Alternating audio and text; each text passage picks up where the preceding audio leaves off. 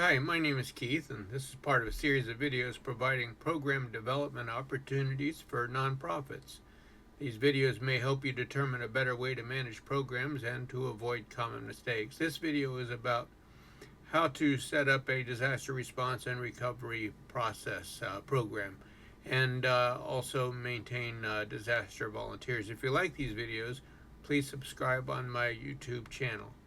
To develop a disaster response and recovery process, you first need to meet with and develop a strong partnership with your Emergency Operations Center in support of disaster response and recovery efforts. Primarily, your organization will likely be called on to support Emergency Support Function 15 to assist with the reception and assignment of volunteers, affiliated and unaffiliated, and the reception and distribution of donated items. Unless your specific nonprofit is a more specialized service, let's say you're a nonprofit in the medical field, then you'll be serving a different emergency support function. So, there are a number of emergency support functions at the EOC, and once you meet with them, you'll find out what all those different functions are, or you can just look them up online.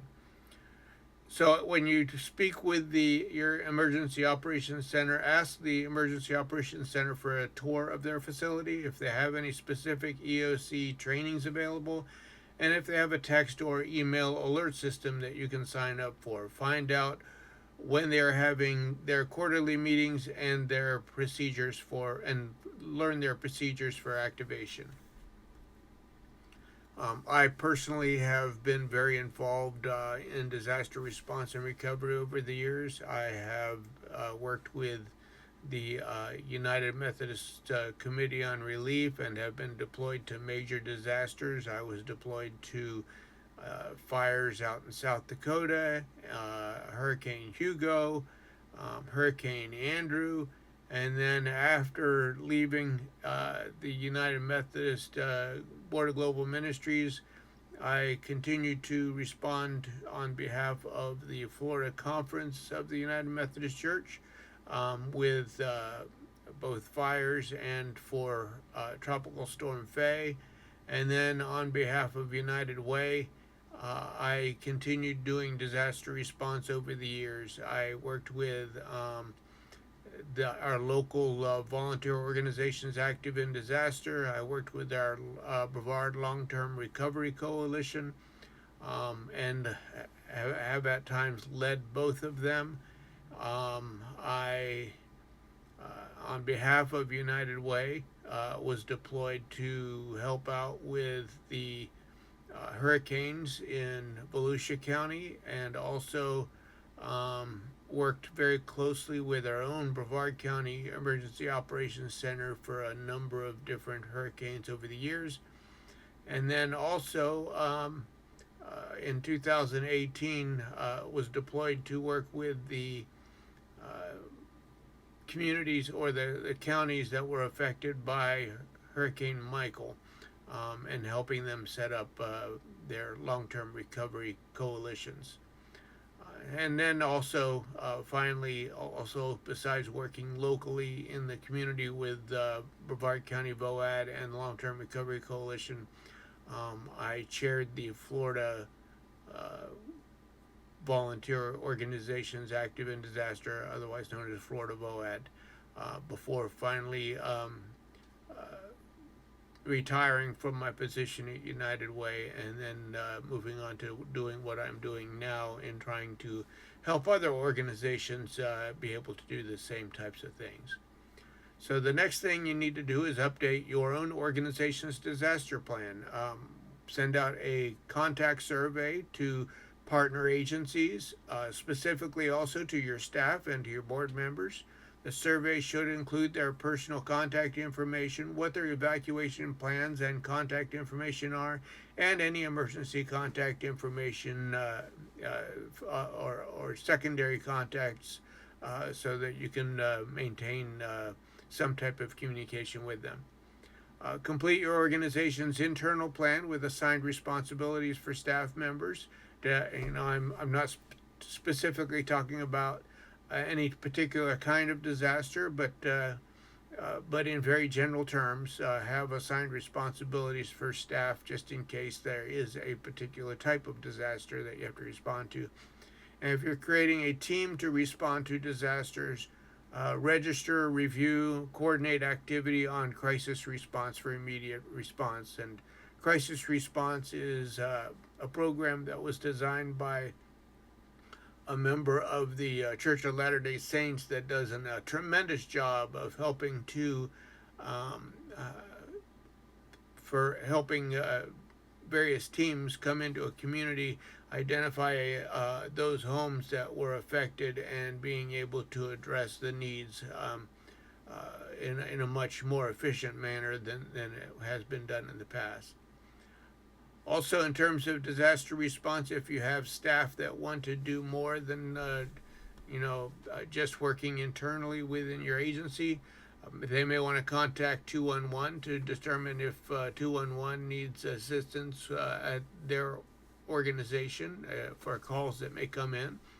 And also might want to assist with the SF-15 volunteers and donations, with managing unaffiliated volunteers and volunteer teams, and manage and receiving the distribution of donated goods. Many opportunities for training. I recommend, if you're going to set up a disaster response and recovery process, that you complete the most basic training that is required for most disaster organizations when they work with the EOC, and they are the online classes of Introduction to the Incident Command System, otherwise known as ICS 100, Basic Incident Command System for Initial Response, which is ICS 200, an Introduction to the National Incident Management System, IS 700, and National Response Framework and Introduction, IS 800. Those are IS is the individual classes that you take.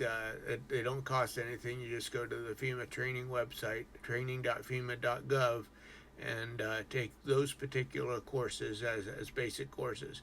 And then it's also recommended you do the in-person training of ICS 300 and ICS 400. ICS 300 is Intermediate Incident Command System for Expanding Incidents, and ICS 400 is Advanced Incident Command System for Command and General Staff Complex Incidents.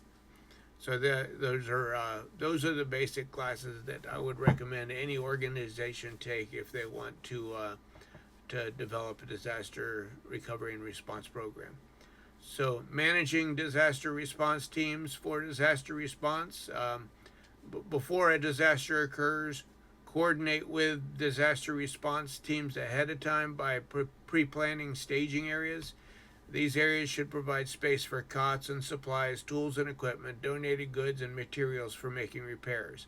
Now, again, you don't know what kind of disaster it is, but you should have the opportunity of having something in place for teams when they come into the community, especially if it's a major disaster of some kind, a place where they can come and bring their bodies, and also bring in their tools and equipment, and have a place for donated goods that come in, and also a place for construction materials and things like that if they have to make repairs. Your organization with Emergency Support Function 15 at the EOC can also contact local and state disaster response teams to assist with response and recovery. And those organizations aren't going to deploy unless you invite them to come in. And some of those are Baptist Disaster Relief, Team Rubicon, the Church of Jesus Christ of Latter-day Saints. They have a Helping Hands program that's tremendous. The Salvation Army, American Red Cross, and United Methodist Church Disaster Response, or otherwise commonly known as UMCOR, United Methodist Committee on Relief.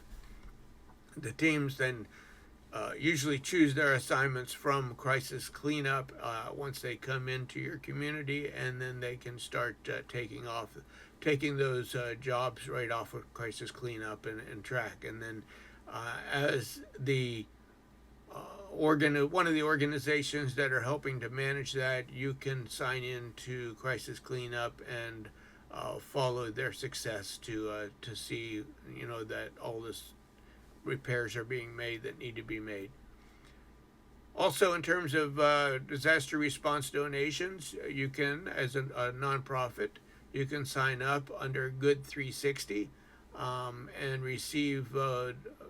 You can either purchase or sometimes receive donated items through Good 360 to assist with your organization helping people in your community, but also receive donations in response to a disaster. And then many of the organizations already listed will also provide donations through their organizations like Salvation Army and Red Cross and some of those. I know the United Methodist Church has always been really good with providing cleanup kits for flooding. Also, local response teams. I talked about these what we would call affiliated response teams, but you can have also unaffiliated response teams. Those are your local response teams that can include your local volunteers under the direction of those badge team leaders from the other teams. And you can gather those local team members through Volunteer Connect or Just Serve or your local VOAD, Volunteer Organization Active in Disaster, and also through your local churches. But you can gather these volunteers to help out with those teams that are already coming in place.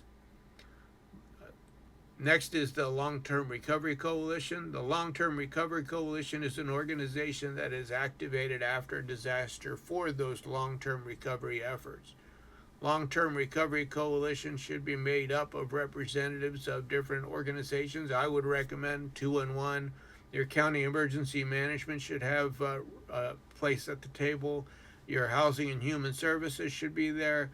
Volunteer organizations active in disaster, Catholic Charities, American Red Cross, Salvation Army, United Way, and maybe some others. But those are the specific ones that I think are definitely most important to be on this team. Grant applications are then written to the state, to Catholic Charities, Lutheran Disaster Services, United Methodist Committee on Relief, and other state VOAD organizations. Long-Term Recovery Coalition then staffs the disaster recovery centers with volunteers to accept disaster case management intake applications. Well, basically, the Long-Term Recovery Coalition is responsible for managing the process of doing the case management. So when the funds come in, these case managers go out and help with meeting the unmet needs in the community.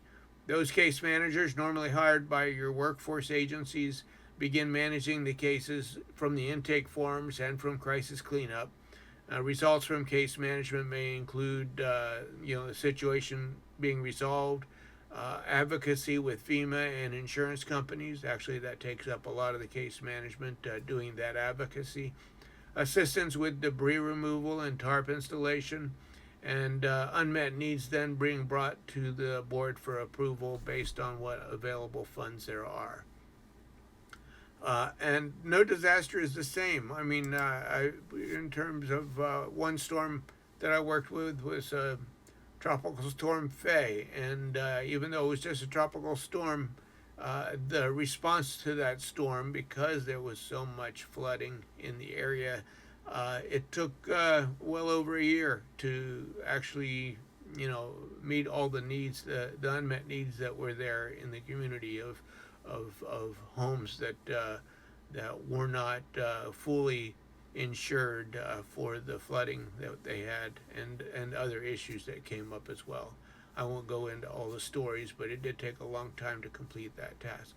No disaster is the same, and every disaster will initiate a different type of response. The items I addressed here are things you can do now to prepare you for any potential natural threat. Man-made threats will be addressed in a later video. Disaster case management specifics will also be addressed in a later video. If you're interested in learning about any specific types of disaster response, you can obtain free independent study courses on the FEMA training website that I talked about, at training.fema.gov, and once you've completed and passed those courses, you'll be able to receive your certificates. Hopefully this is helpful, and I thank you, and if you're interested in more of these videos, please click subscribe.